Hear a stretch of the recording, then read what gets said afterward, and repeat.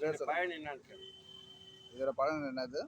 இது வந்து செம்பருத்தி, இது வந்து சங்கு சுத்திப்பூன்னு சொல்லுவாங்க சார்.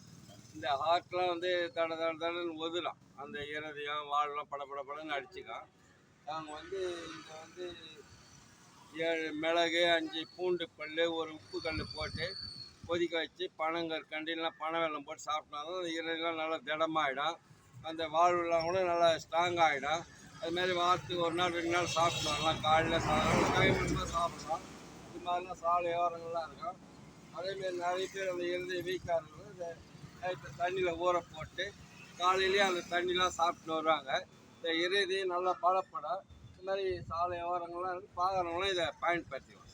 இது வந்து சங்கு சுருட்டிப்போ எப்போ சாப்பிட்றது? செம்பருத்தி சேர்த்துக்கணும். எப்போ சாப்பிட்றது? காலையில் சாயந்தரத்தில் சாப்பிடணும். காலைல சாயங்காலம் நைட்டு தண்ணியோட இது ஊற வச்சு காலையில் சாப்பிடுவாங்க, தண்ணி சாப்பிடுவாங்க.